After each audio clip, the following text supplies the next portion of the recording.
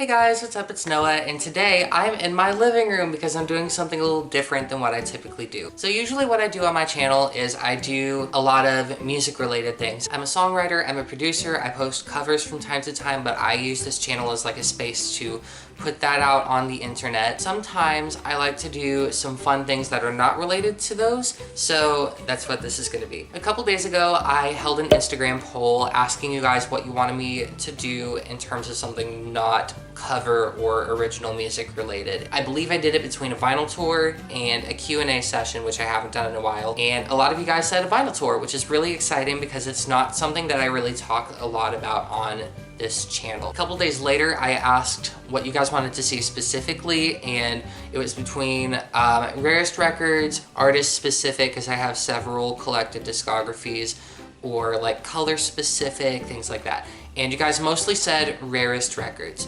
So that's what we're gonna look at. Basically, to preface it, I have a vinyl collection, if you can't already tell.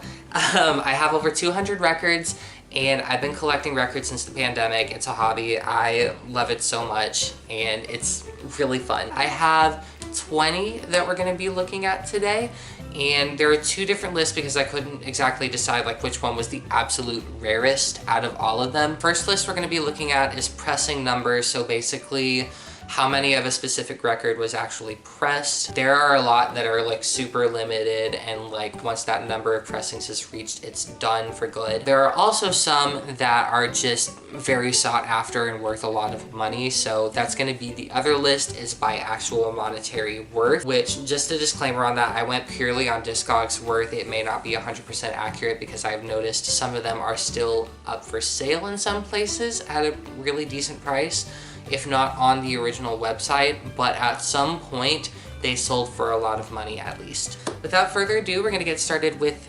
pressing number. So on number 10, Fallen by Evanescence. This one is a really good album, and I have it on the purple pressing.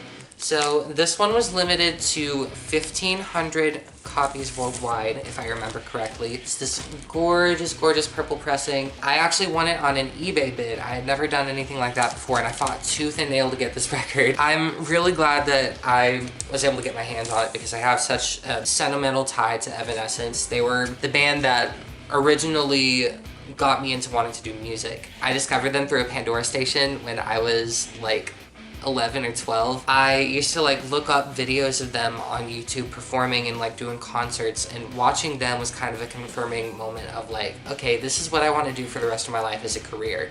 So that's what I'm working towards. I guess I should probably show you the rest of the record too, not just the record itself. So we have the jacket. It's just double-sided, nothing fancy. Opens like that. And we have this little insert that has the lyrics and the credits on it. It's double-sided. Just really sick. Number 9 and number 8 I'm actually lumping together because I got them in the same purchase, and they're both the same pressing quantity. They're also both by the same artist. So first one that we have is 7 by Beach House. I actually initially ordered 4 records from this. This was the Urban Outfitters drop that they had earlier this year. I ordered 4. I ordered this one. I ordered the next one that you're gonna see. I also bought Depression Cherry, which was on a gorgeous clear red, and then I also bought Teen Dream on the little purple clear vinyl, and they canceled it, and I'm so upset that they canceled it because I was so excited about that one. But anyways, this is on what was advertised as metallic red.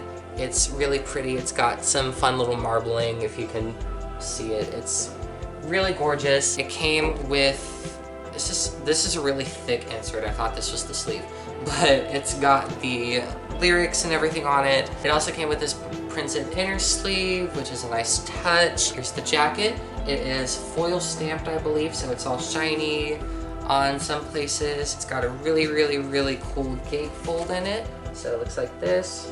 It's really exciting. I love it so much. So number 8 that we have is Once Twice Melody by Beach House. This was the other out of the 4 that I had bought. This one is really interesting. It doesn't have a gatefold, but it has a really, really, really thick jacket. This is what the sleeve looks like. Here's the front, here's the back. I believe it's also foil stamped, so it is shiny and really, really, really cool. And it comes with printed inner sleeves. Really nice. I believe it also came with a booklet too. So booklet's right here. I don't think I've actually, oh wait, my bad. This is actually a poster. Oh God, this is, ooh, okay. So this poster is bigger than me. This is what it looks like.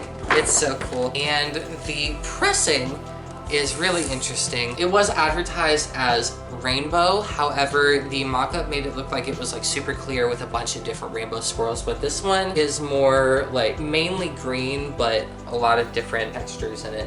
But it's really cool. It's a really gorgeous pressing. I'm really glad that I was able to get my hands on both this one and 7 before they sold out. I'm still upset about Teen Dream, I really am, but I at least have these to make up for it. I love Beach House. I only discovered them, I believe it was last year, but I love everything that I've heard from them so far. No matter what I hear from them, it always makes me want to cry, but in the best way. So number 7 is a really interesting one. It's in this little packaging. And it is actually a 3-inch record. I can't even remember what it was that they were doing, but it was like this random drop of 4 different 3-inch records, and they were each limited to 1,000 copies. One of the ones that they did was for Dear Maria, Count Me In by All Time Low. I love that song.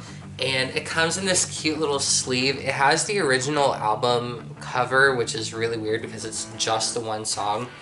And it even has it listed on the back, which is super funny. Here's the record itself. It's so, like, oh my God, it's so cute. I actually haven't been able to listen to this one yet. I've had it for a year, if not 2 years, I want to say. And the reason why I haven't been able to listen to it is because I don't have a 3-inch record player, and you need that to listen to it. It also comes with this little mini fold-out poster.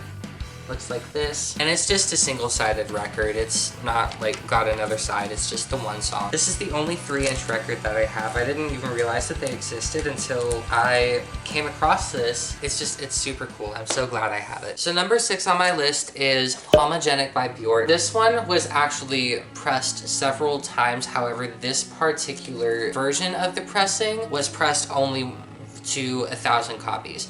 And I actually ordered this on eBay from the UK. The reason why this is so limited was because I believe this was something that HMV was doing, which is a record store in the UK.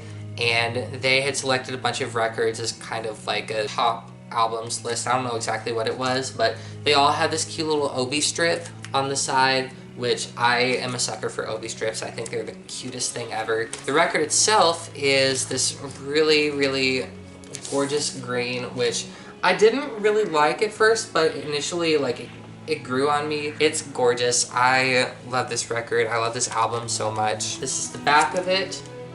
It's really pretty. And then it also came in this printed inner sleeve as well that has all of the credits and album lyrics on it. I love Bjork. She's great. My family makes fun of me so much for listening to her, but I think she's a genius and she's such an inspiration, and I love her music. She's incredible. Number 6 on my list is Evergreen by Paris, which was the yellow marble pressing from Newberry Comics. This was limited to 500 copies, and it comes with a signed insert, so this was signed by Lynn from Paris herself, which is sick. I typically, whenever I get signed inserts, I store them on the front of it just to be kind of like an alternate cover, if you want to think about it that way. This is the sleeve. Here's the back of it. It's very simple. And then it's got a really, really cool gatefold in it. Looks like this. It also came in this printed sleeve that has like album credits on it, which is super cool. They're like on the bottom of it. This is the vinyl itself. Again, it was advertised as yellow marble, but it's like this, like,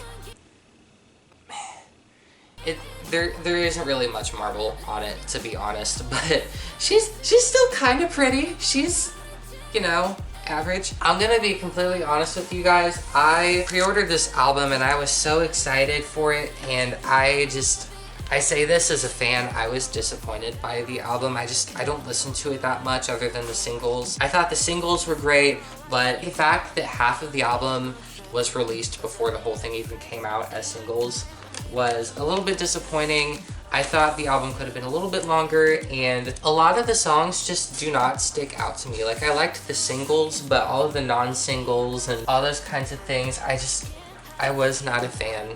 But I love the singles from this album. I love like Good Enemy, Animal. I love Love Is A. That's a really good song. The title track is really good, but overall this is my least favorite Paris album. I do still love them. I'm really excited to see what they do next. Number 4 and number 3 are also from Paris, and these are a couple of 10-inch records, which I don't have very many of, but they're super cool. I can't remember which one is which.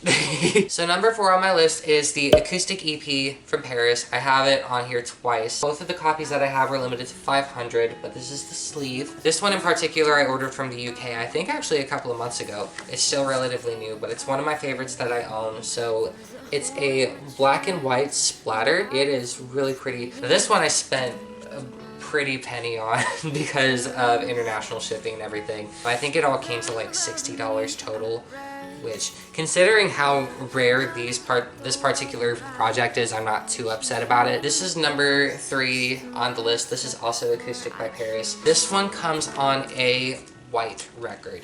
So looks like this. Really gorgeous. The sleeve is the exact same. The story behind this one is I bought this the first time I ever went to McKay's. I live in Tennessee, and there are a couple of stores around the state called McKay's. They're all essentially the same thing, but it's basically like a used media store. So they sell like old records, CDs, video games, books. They're super cool. It's my favorite store. This was the first time I went there, and I found this there for $15.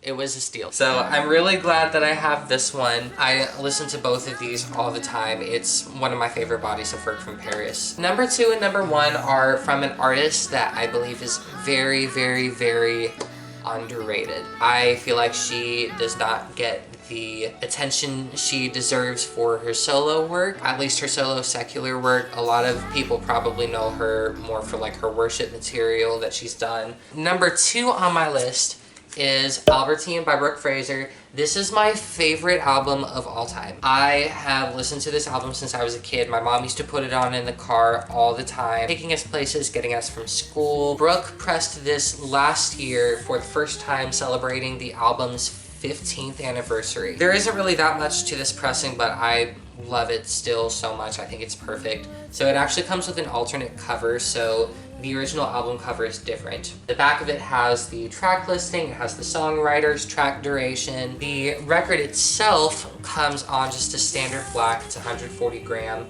but I think it fits the album perfectly. It's just got such an earthy vibe to it. This album and the album that I'm about to show you guys were only pressed to 300 copies. So I'm really lucky to have these. I'm so excited because I love Brooke Fraser. I, again, think that her secular solo work is very underrated, and she is just such an inspiration to me, and I just love her music so much. So this last one I'm going to show you is also, like I said, limited to 300 copies, and it's also Brooke Fraser, but this is the 10th anniversary pressing of Flags. This one in particular was a whirlwind to come across because I could not find it anywhere. I actually initially thought that I found it on Discogs, and I paid $100 for it. And I believe I used a payment plan for it. Came in, it was a black pressing, which I didn't see announced anywhere, so I don't know if it was like a bootleg or anything like that, but I got rid of it. And there was one day I posted in the little vinyl Facebook group that I'm in, and I was like, hey, I'm looking for this record. I cannot find it anywhere. I live in the US. This person from New Zealand actually said that they had found these in a record store there and had offered to buy it for me, which of course I sent him the money for it and everything. He bought it for me, and he had it shipped to me, and he included a cute little note and everything with it. It was so sweet. So thank you to the person that bought this for me from New Zealand. I owe you everything. This is a 180 gram clear with white and silver splatter. This is easily one of the prettiest records that I own. I'm so glad that I have this one. That is everything for pressing number. I'm going to take a little break and let my camera charge a little bit because it's about to die. I will regroup in a second to share my rarest records in terms of worth. I will see you guys back in a little bit. 3 hours later. Okay guys, I'm back. My camera is not completely charged, but it's like 75% charged. We're going to continue with this video. If you guys hear any weird noises, my roommate is making some delicious soup. I'm so excited to have some. She just came home and she's working on that, so that is a thing that is going on presently. Anyways, we're going to continue on with our list. We're going to be doing records by monetary worth. Just as a reminder of the disclaimer I gave before, this was based purely on Discogs value, so it may not be 100% accurate, but this is at least from what I've seen. Number 10 on my list in terms of monetary worth is Chemtrails Over the Country Club by Lana Del Rey. This is the 2021 record store day Black Friday release. I think it was limited to 15,000 copies worldwide, though I feel like that number may be wrong. I remember this morning very vividly. I actually was in line to get another record and I eventually got it. It was the Evanescence exclusive for that day, and I came across this while I was there, and I couldn't pass it up, and I'm really glad I didn't. I'm gonna be real with you, this is my least favorite Lana Del Rey album. Not because I think it's bad, it's just the least memorable. This is my favorite edition of it that I have. I have another copy. It's got the alternate cover, super cool. This is what the back looks like, and it's got a cute little gatefold in it. Looks like this. It's got a printed sleeve, so it looks like this, and it has the album credits and lyrics on it. The record is on a really pretty, like, translucent blue. She's gorgeous. I remember there being quite a bit of surface noise playing it, but it honestly doesn't really bother me. I kind of like the vinyl static. I don't know if it's like a bad thing. So number 9 on my list is When We All Fall Asleep, Where Do We Go by Billie Eilish. I found this particular pressing at McKay's, I think for $30. It's the lime green pressing that was on her web store, and I think it's actually still available on the Interscope Records store. Not entirely sure on that, but I feel like I saw it in passing. This is the front, this is the back. It's got the track listing on it, and then I don't remember there being... Oh, okay, the gatefold looks a lot different than what I remember, but it has all the lyrics and the credits of all 2 people that worked on writing this album. The pressing for this is really pretty. I'm really surprised that I found it in the wild like I did. At its lowest selling point, it went for $16, and at its highest was $149. I don't know if I didn't talk about the Chemtrails one. Oh my god, I'm such a mess. I forgot to mention Chemtrails at its lowest was for $20, and at its highest was $137.50. I bought it for retail. So group that with the previous item. So number 8 is one of my favorite ones that I have in my collection, period, and you can still get this from what I understand. So why people sold it for such a high price, I'm not entirely sure why, but it is the Petals for Armor / Flowers for Vases box set by Hayley Williams, who, if you somehow don't know who that is the lead singer of Paramore. She has a couple of really good solo albums. She put them both in this really big box set last year, and I bought it, I think, for $60. This is the front. This is the back. It has the track listing for both albums. It folds out quite a bit, so it folds out into this thing that has the album separated out, and then it folds out into even more things. On this side we have the first album, and on the other side we have the second. The Petals for Armor are, I kind of want to say it's like a salmon pink, but it's really pretty. And on the back of the second disc, it's got a little bit of etching in it that has a lyric from the lead single, and then it also has this big booklet that has some diary entries from Hayley Williams' diary journal thing. It's got some never before seen pictures in it. The other disc is for Flowers for Vases. It's on this olive green, which is a very interesting choice to say the least, but it's really pretty. It's got some little marbling if you hold it up to the light, which you can't really see it in here, but it's fine. At its lowest, it has sold for $44, and at its highest is sold for $150, but you can still get this for $60 on her website as of this video. So number 7 on my list is the Twilight picture disc that was sold at Hot Topic back in the day. The first side has Decode by Paramore, which was the lead single for the first album. And it also has Full Moon by the Black Ghost on the other side, which I initially didn't like, and then it kind of grew on me over time, so now I've really liked that song. I'm not exactly sure how many of these were pressed, but I know it's pretty hard to find. I personally used a payment plan to buy it, which I would not recommend. It is a slippery slope. This, at its lowest, has sold for $12.50 on Discogs, and at its highest has been sold for $150. I believe I bought it for like 99 or 100 or something like that. Number 6 is kind of a tricky one because I'm not entirely sure the exact worth of it. However, with the criteria of this video, I'm counting it. It's the Running Out of Time Flexi Disc from Paramore. It only has the one song on it, but it's still really cool. This was initially given out at listening parties for the This Is Why album. A lot of people were reselling this for crazy prices, which I think was what contributed to the Discogs price being so high. A couple of months later, Paramore stocked this along with The News and C'est Comme Ça, which were another couple of singles from that album. Basically, the resellers lost. Last I saw, it was being sold for $2 on Discogs. So I don't think it's as rare as I'm making it out to be, but we're just running with it for now. At its lowest, since I made this list, it has sold for $9, and at its highest, it's been sold for $175, which is ridiculous. But I'm super glad that I have this. Number 5 on my list is Brave Enough by Lindsey Stirling. This is my favorite album by Lindsey Stirling. This is the sleeve. This is the back of it. And I have the original like paper sleeve in the gatefold. This is the gatefold itself.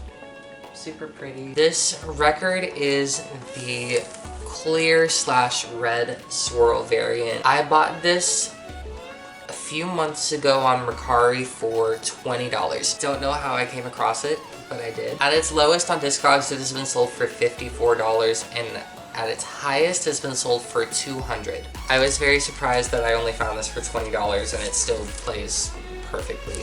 So number 4 on my list, I didn't really buy with the worth in mind because I wasn't actively collecting records at the time that I bought it, but I am so glad I did because I love this album. Purely, I chose it because I liked the color. It was my favorite color, so I was like, okay, this is the one I want, and now it's worth a crazy amount. It is the In the Weeds edition of Folklore by Tayor Swift. I love this album. This record is my pride and joy. I love it so much. Here's the front of it. Here's the back. It's got the track listing on it, and then it's got the gatefold. It came with some very beautiful printed inner sleeves as well. And here she is, the actual record itself.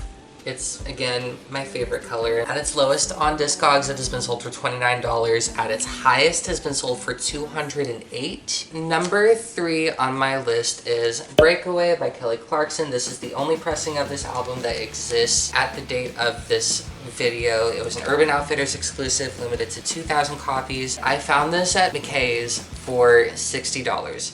Which seems like a lot, but considering it was a sealed copy, it's a really good deal. It's just a single sleeve, not a gatefold or anything, but it's okay. It's the back. It came with a little download card that's in here somewhere. I don't think it works anymore though, which is fine. That scared me.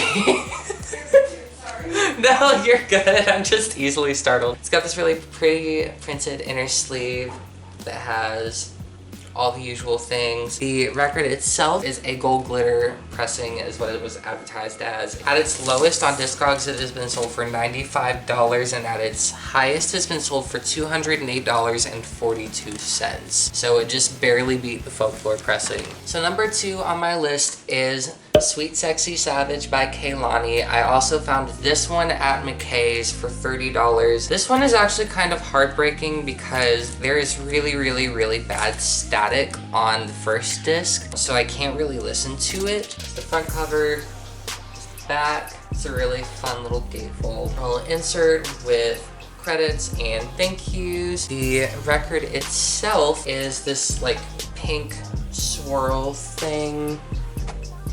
Kind of go in spiel. At its lowest, it has been sold for $49.95 on Discogs, and at its highest has been sold for $275. Oh, thank you. Oh my god, it looks so good. I'm gonna show off the soup. This is the soup that Sarah made. It looks so good. I don't know exactly what kind of soup it is, but it's got a lot. It looks so good, and it's also got a bread with it and croutons with it, and she's a genius. She's amazing. I'm gonna do this last one, and then I'm going to eat this soup because, oh my god, it looks so good, and I haven't eaten lunch yet. This last one, let me preface by saying that I am shocked that I have this. I feel kind of bad that I have it, actually, because I know a lot of people wanted it, and I was very fortunate to catch the original sale of it, and I think the fact that people bought it literally just to flip it and sell it for a crazy price was absolutely terrible. I don't condone that at all. It's really selfish and rude and really inconsiderate of the people that actually want to own it to have it. Resellers suck. But anyways, this is the Lover Live in Paris vinyl from Taylor Swift. I caught this during the original 2022 Valentine's Day sale that she did for it before it sold out. I still have the original PVC sleeve. I just stored separately just for the vinyl's sake. They're my only heart-shaped records. I think shapes are so cool and they're really pretty. This one is like a pink and it's got some marbling going on. The other one is a blue that I also believe has just a little bit of marbling going on, but not as much as the pink one. At its lowest on Discogs, it has been sold for $65, and at its highest has been sold for $625, and it was initially sold for $40 on her website. I'm super lucky that I caught this. I will not be letting this go, and resellers need to go out and get an actual job because that's ridiculous. Anyways, we have come to the conclusion of my Rarest Records tour. Thank you guys so much for watching this video. I really hope that you enjoyed it. Let me know in the comments if you want to see another video like this. I would love to do some other categories. I love you guys. I hope you have a wonderful rest of your day, and I will see you guys next video. Bye.